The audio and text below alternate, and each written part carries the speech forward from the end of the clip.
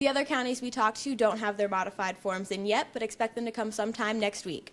Reporting in Van Wert County, Britt Salay, News Channel 15. Nearly 4 months ago, the body of a teenager was discovered behind this house. Now the coroner's office is saying they're unable to determine a cause of death. Find out more tonight. Children's mental health is the focus of a film airing in Fort Wayne tonight. We talked to advocates about what services are available locally and what more needs to be done. Court documents say that when the suspects arrived to rob the credit union, the employees had locked the doors. As city leaders continue to discuss possible riverfront development in downtown Fort Wayne, the rescue mission is exploring a change of venue.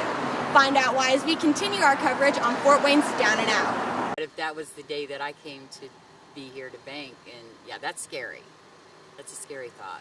5 Fort Wayne residents made plans to rob a Marion credit union with the FBI on their tail every step of the way. They started at Southbridge Apartments and traveled to the Via Credit Union located just off of I-69. Authorities instructed employees to make it look like business as usual at the credit union as they waited for the suspects to arrive. Court documents say that when the suspects arrived to rob the credit union, the employees had locked the doors.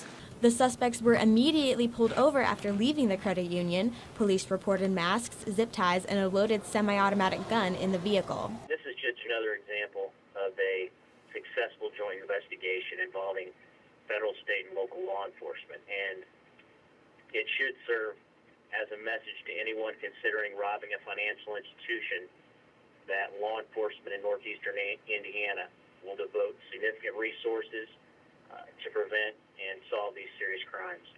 Via Credit Union declined to comment, but members of the credit union were impressed with how the case was handled. It's wonderful. I can't believe they've done it. The way that they did their investigations and handled themselves professionally, I think it's amazing. It's great to hear that they had the leads and the investigation well covered. The FBI has not released how long they were working on the case or whether the suspects have been involved in any other crimes. In Marion, Britt Salay, News Channel 15. We're not being forced, we're not being encouraged, we're not being pushed. We're literally being proactive because we believe the time is now for us to serve the community in a deeper way.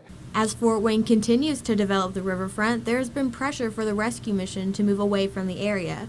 CEO Donovan Coley says that regardless, the mission needs a new facility. We're committed to serving the least, the last, and the lost. As our community grows, the rescue mission must grow with it. Our current facilities is dated, and so we really need to step up our game and also represent excellence and serve the people to the best of our abilities. Think about this space. There are 28 men in just this little space.